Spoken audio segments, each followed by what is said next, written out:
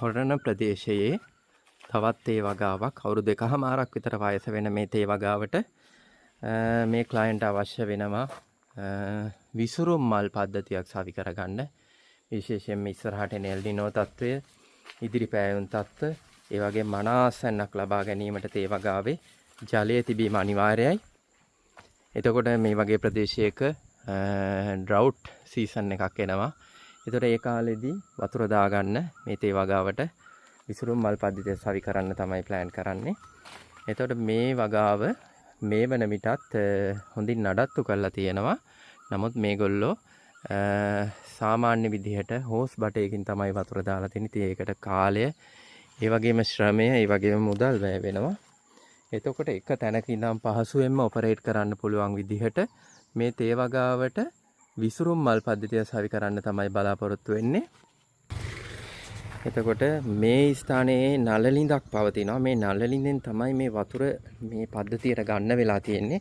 බොහෝ විට අපිට සෙන්ට්‍රිෆියුගල් පම්ප් එකක්, එහෙම නැත්නම් টොප් මවුන්ට් පම්ප් එකක් පාවිච්චි කරලා ප්‍රෙෂර් කරලා අපිට වතුර දෙන එක තමයි ගොඩක් වෙලාවටම කරන්නේ. නමුත් මෙතනදී චෙක් කිරීමක් විදිහට, එහෙම නැත්නම් අත්හදා බැලීමක් විදිහට තමයි මේ නළලිඳේ මෝටරේම ටෝටල් හෙඩ් එක කියලා එකක් තියෙනවා. ඒ වගේම ඩිස්චාර්ජ් කියලා එකක් තියෙනවා. එතකොට මේ දෙකම මේ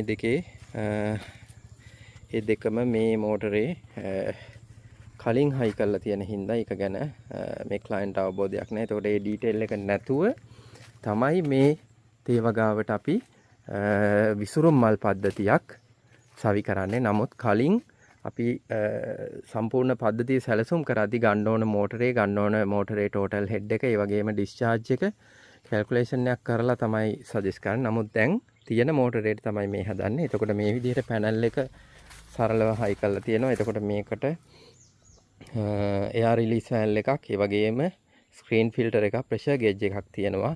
මොකද තේ වගාවට උඩින් වතුර දාන හින්දා මේකට වෙන්චූරියක් මගින් පොහොර යෙදීමක් අවශ්‍ය වෙන්නේ නැහැ.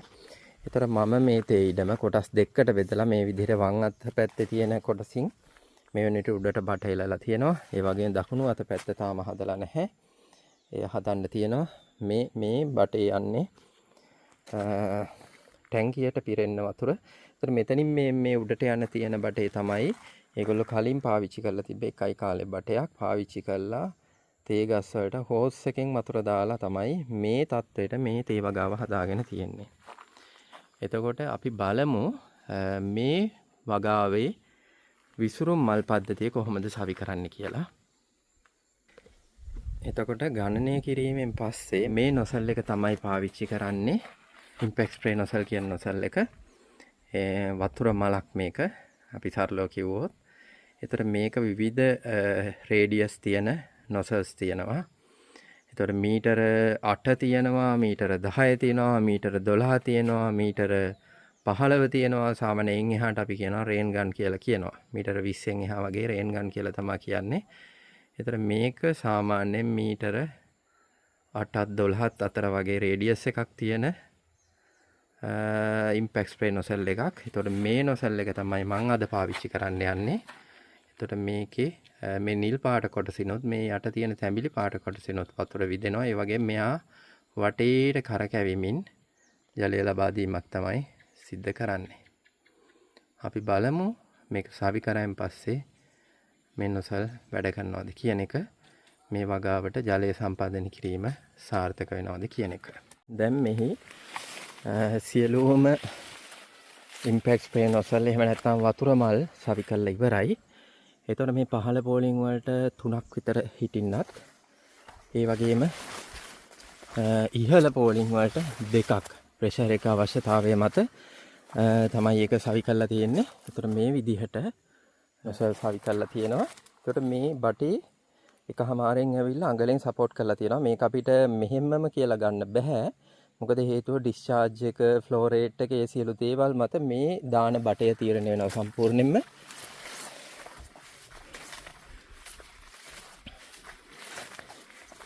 එතකොට මේ සියලුම නොසල් මේ වෙද්දි සවි කරලා ඉවරයි. එතකොට මේ නොසල් එක තෝරාගත්තේ විශේෂ හේතුවක් මත මේ ඉඩමට ගැලපෙන්න. එතකොට මේක කහ පාට එකම දෙන්න කියලා අපිට කඩෙන් අරගෙන කරන්න බෑ.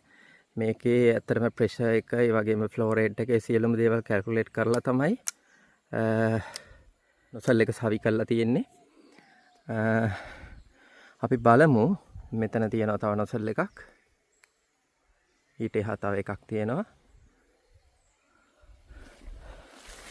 අපි බලමු එතකොට මේ සවි කරන ලද වතුර මල් නිසියාකාරව මේ මුළු තේ ඉඩමම තෙමනවාද කියන එක. විශේෂයෙන්ම හරියට හයි කරා නම් ඒ එක නොසල් එක වතුර පාරෙන් අනික් නොසල් එකේ වතුර පාර අති පිහිට වෙන්න ඕනේ. එහෙම නැත්නම් ඕවර්ලැප් වෙන්න ඕනේ.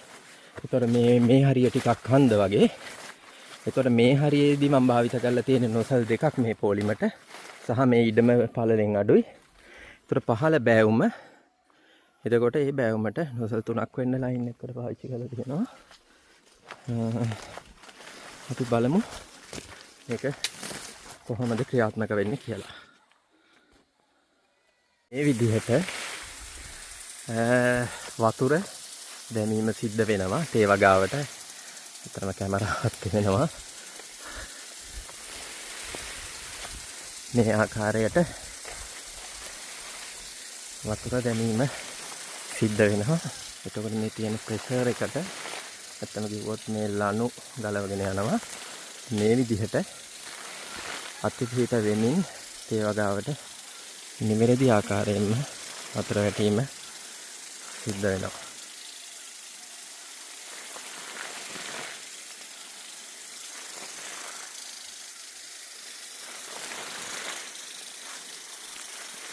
තේ වගාවට වතුර ඉතාම අත්‍යවශ්‍යයි.